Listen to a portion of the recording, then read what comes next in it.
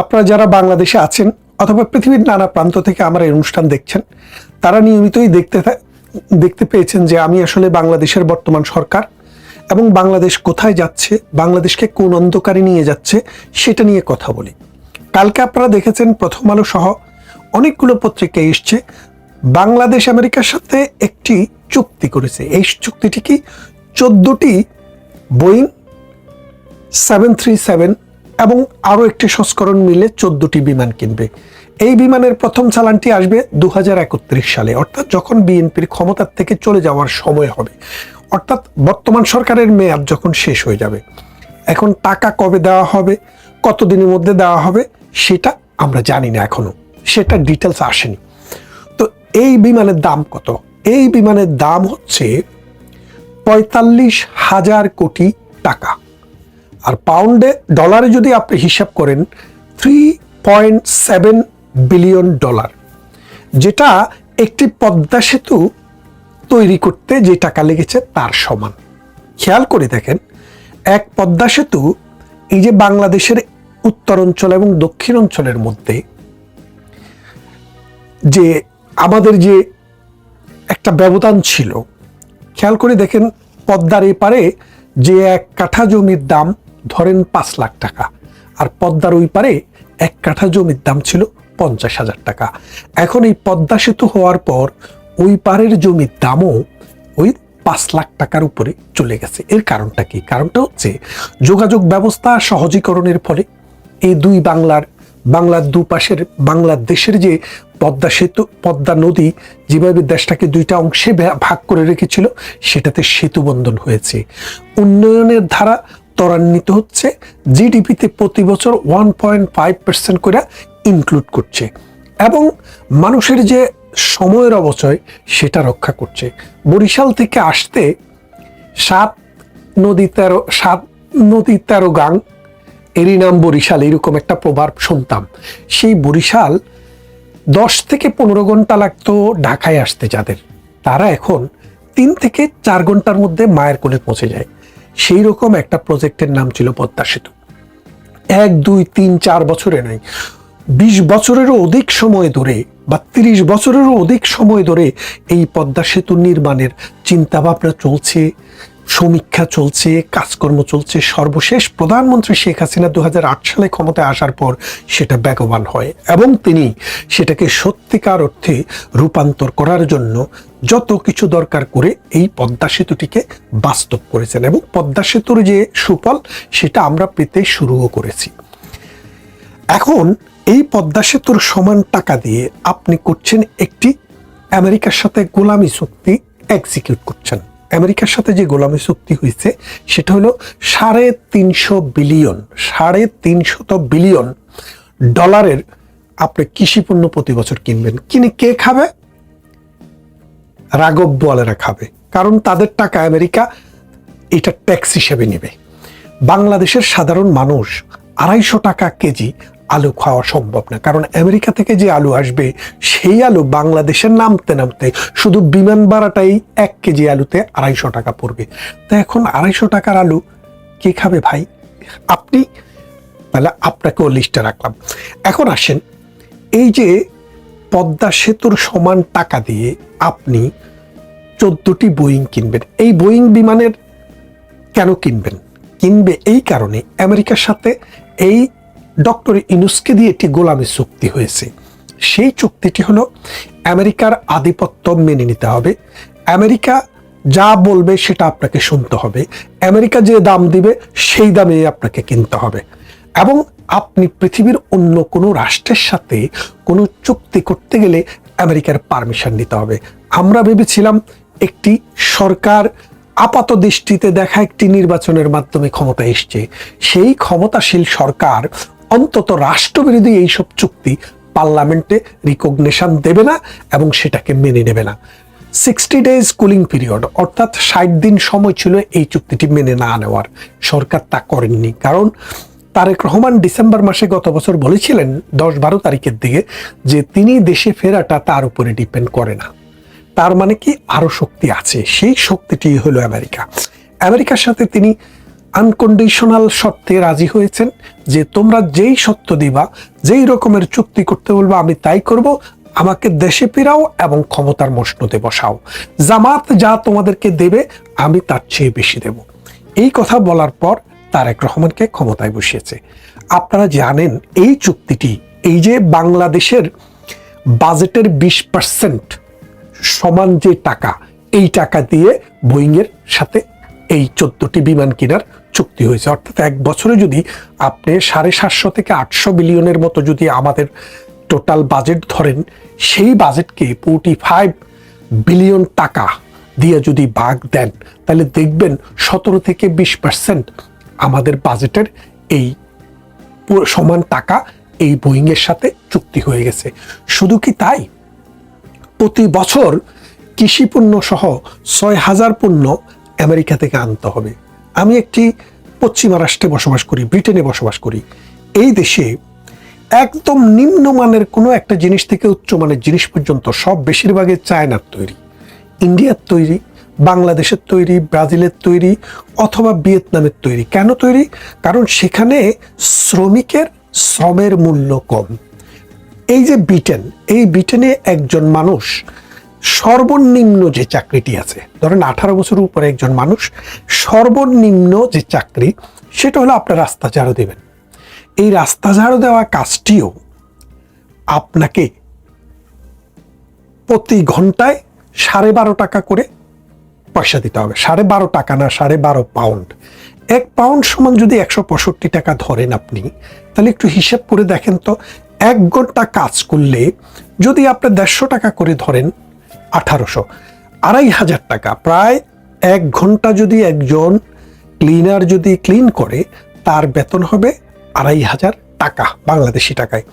তাহলে 2,500 টাকা যদি 1 ঘন্টায় হয়, একটা মানুষ যদি 8 ঘন্টা কাজ করে, আপনি এখন 8 দিয়ে 2,500-কে গুণ করলে কত হয়? 8 দুগুণে 16,000, আর 8-এর অর্ধেক 4,000, 20,000। অর্থাৎ একজন শ্রমিকের মিনিমাম মজুরি 8 ঘন্টার বেসিসে যদি কাজ করে, তাহলে সেটা হলো বাংলাদেশি টাকায় 20,000 টাকা। খেয়াল করে দেখেন, এই 20,000 টাকা একজন শ্রমিককে বেতন দিয়ে যে উৎপাদন হয়, সেই উৎপাদিত প্রোডাক্টের দাম কি কম দামে বিক্রি করা সম্ভব? কোনোভাবেই সম্ভব না। যার কারণে Europe, America, Australia, Canada, New Zealand, এই উন্নত বিশ্বের প্রোডাক্টের দাম অনেক বেশি। প্রোডাক্টের মান দ্বিতীয় কথা, কিন্তু শ্রমিকের বেতনের বেশি হওয়ার কারণে প্রোডাক্টের দাম অনেক বেশি। এই প্রোডাক্টের দাম যেহেতু বেশি, সেহেতু মানুষের জীবনও কিন্তু এখানে কঠিন। কারণ মানুষের খরচ অনেক বেশি, মানুষ যা ইনকাম করে তা খরচ করে কিচ্ছুই থাকে না। আর যারা বেশি ধনী লোক, তারা পৃথিবীর সব দেশেই ভালো অবস্থায় আছে, তাদের কথা বলে লাভ নেই, আমি সাধারণ মানুষের কথা বলছি। তাহলে দেখেন, এই দেশের সমস্ত পণ্য আমরা চায়না থেকে, ইন্ডিয়া থেকে, উন্নয়নশীল দেশ, যেসব দেশের শ্রমিকের বেতন কম, সেখান থেকে নিয়ে আসি। এখন আমেরিকার উৎপাদিত পণ্য যখন আপনি বাংলাদেশে নেবেন, সেটার দাম কি পরিমাণ হবে আপনি সেটা বুঝতে পারছেন। বাজারে চলুক বা না চলুক, চুক্তির সত্য অনুসারে তারেক রহমানকে আমেরিকার থেকে এই প্রোডাক্ট আনতেই হবে।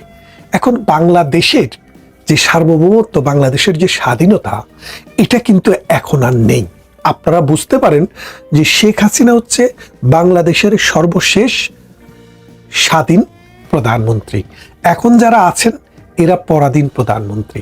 এদেরকে আমেরিকার কথার বাইরে যাওয়ার কোনো ক্ষমতা নেই।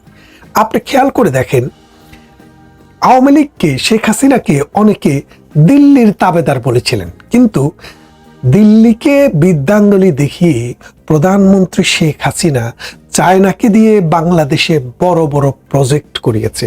এই যে কর্ণফুলী টানেল, এটি চায়নারা করেছে। আপনার পদ্মা সেতু, যেটা আমাদের বাজেটের 20%, এক বছরের বর্তমান বাজেটের ইকুইভ্যালেন্ট 20% তিনি দিয়ে যেটি করেছেন, সেটি চায়না করেছে। এবং যে রেল সেতুটি হয়েছে, সেটার অর্থায়নও চায়না করেছে। তার মানে কি, দিল্লি কি চায়নার সাথে বন্ধুত্ব আছে? নেই। অর্থাৎ শেখ হাসিনা বাংলাদেশের প্রধানমন্ত্রী ছিলেন, যার ছিল স্বাধীনতা, যার ছিল গুণ, যার ছিল মানে বাংলাদেশের প্রতি ভালোবাসা এবং মায়া। আর আজকের যে তাবেদার প্রধানমন্ত্রীকে আপনারা বসিয়েছেন, তিনি আমেরিকার কাছে বিক্রি হয়ে গেছেন। দেশের স্বার্থ তো দিচ্ছেন, দেশটাও একসময় চলে যাবে।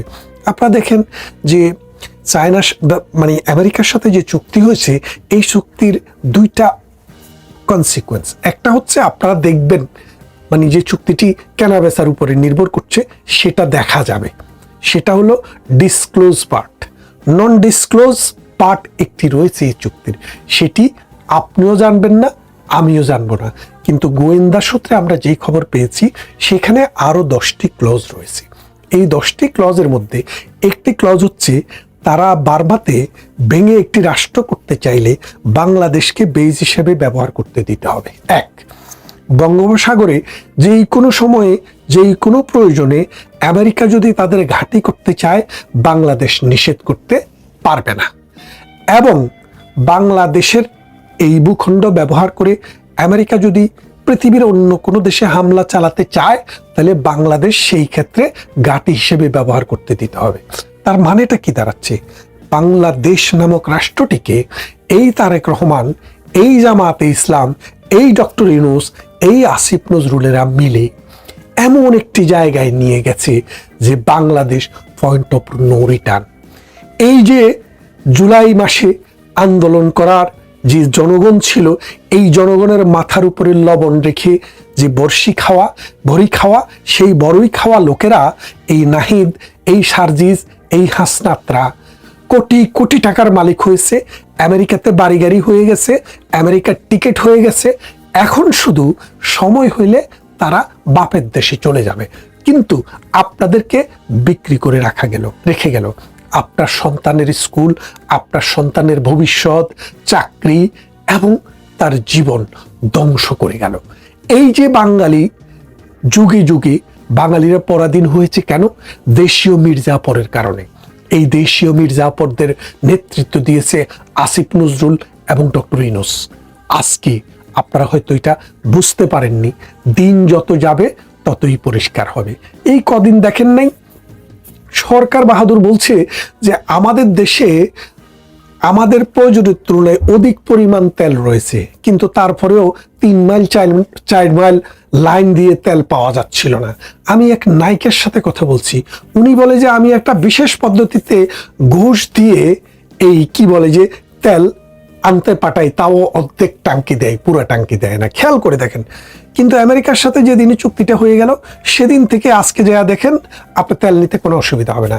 তার মানে আমেরিকার গুপ্তচররা, আমেরিকার দালালরা বাংলাদেশের এই তেল সিন্ডিকেটটাকে রক্ষা করেছিল। এখন যেহেতু একটা চুক্তি হয়ে গেছে, গতকাল সাইন হয়ে গেছে, আজকে আপনি যা দেখেন তেলের কোনো সংকট নাই। কেন সংকট নাই? কারণ তেলের তো আসলে সংকট ছিল না। কারণ প্রত্যেকটা দেশ 2 মাস পর্যন্ত, 3 মাস পর্যন্ত চলার মতো জ্বালানি তার সংরক্ষণ করে রাখে। বাংলাদেশেরও সেটা ছিল 2-3 মাসের।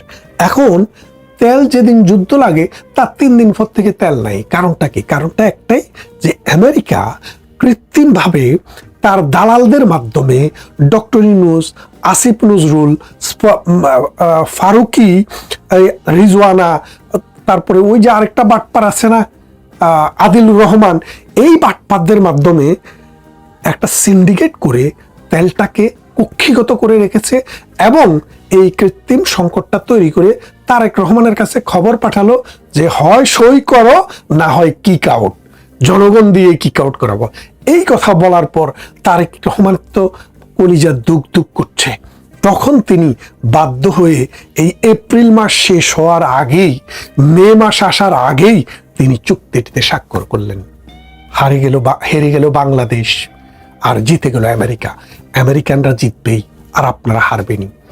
আপনাদেরকে এখনই জেগে উঠতে হবে, যে সাম্রাজ্যবাদের বিরুদ্ধে কথা বলতে হবে এবং দেশ বিক্রির যে নীল নকশা, দেশের সার্বভৌমত্ব ক্ষুণ্ণ করার যে নীল নকশা, সেটাকে রুখে দাঁড়াতে হবে। তা না হলে বাঙালির দেশ বাংলাদেশ থাকবে না। 24-এর নির্বাচনের কথা একটু মনে করাই আপনাদেরকে। 24-এর নির্বাচনের পরে তখন তো বিএনপি জামাত তারা নির্বাচনের বাইরে, তারা যে কমপ্লেন করেছিল যে নির্বাচনে ভোট হয়েছে ক্ষেত্র বিশেষে বলা হয়েছে 4-5% ভোট পড়েছে। কেউ কেউ বা সাধারণ মানুষ বুঝতো কেন্দ্রের যে অবস্থা ছিল দেখে সর্বোচ্চ 8-10-12%, 14% ভোট পড়েছিল, খুব যদি বাড়িয়ে বলা হয়, খুব বাড়িয়ে বলা হলে। আর নাহলে 4 থেকে 10-12 এর মধ্যে 8-10 এরকম ভোট পড়েছে। বাট ইলেকশন কমিশন শেষ পর্যন্ত গিয়ে এটারে 40% দেখিয়েছিল। ব্যাপারটা কি হয়েছিল? ব্যাপারটা হয়েছিল যে বিএনপি জামাতবিহীন ওই নির্বাচন, এটা একটা ম্যান্ডেটরি নির্বাচন। নির্বাচনে আওয়ামী লীগের লোকজনও জানতো নির্বাচনে কি হতে যাচ্ছে, নির্বাচনে কেউ ভোট দিতে যায় নাই, আমরাও ভোট দিতে যাই নাই। এবারও যেরকম হয়েছে, এবারও কিন্তু আমরা অনেকেই ভোট দিতে যাইনি। যে ওই 24-এ যা দেখেছি, 18-তে যা দেখেছি, 14-তে যা দেখেছি, 26-এ এসেও ওই ঘোড়ার ডিম একই, কোনো বিশেষ পরিবর্তন তো নাই বাংলাদেশে, মানে আমূল কালচারাল পরিবর্তন নাই। তো বিএনপি জামাতের যে ওই যে কমপ্লেন ছিল যে একটা শক্তিশালী অংশ, মানে তাদেরকে বাদ দিয়ে নির্বাচন হলে ওই নির্বাচনের গ্রহণযোগ্যতা হয় না, বিএনপি জামাতের কালে এসে তারাও তো একই পথে হাঁটতে শুরু করেছে, তাই না? আপনাদেরকে সেদিন সুপ্রিম কোর্ট বার নির্বাচনের খবরের কথা জানিয়ে বলেছিলাম যে ওই নির্বাচনে আওয়ামী লীগ পন্থী প্রার্থীদের একাধারছে তাদের সবার মনোনয়নপত্র বাতিল করা হয়েছে। এবং যেটা বাংলাদেশে আইন কানুন, ওখানে কিন্তু আওয়ামী লীগের ম্যান্ডেট দিতে হয় না যে আওয়ামী লীগের সেক্রেটারি বা আওয়ামী লীগের প্রেসিডেন্ট কোনো মনোনয়নপত্র সাইন করে দেন, জাতীয় নির্বাচনে যা হয় সেরকম ইলেকশনে তা না। এটা জাস্ট একটা প্যানেল পরিচিত হয় যে এরা আওয়ামী লীগ পন্থী, এরা বিএনপি পন্থী। ফলে আইনের দিক থেকে এটা কখনোই গ্রহণযোগ্য ছিল না, একেবারেই গ্রহণযোগ্য ছিল না যে আপনার এই আওয়ামী লীগের লোকজনকে টোটালি নির্বাচন থেকে বাতিল করে দেয়া।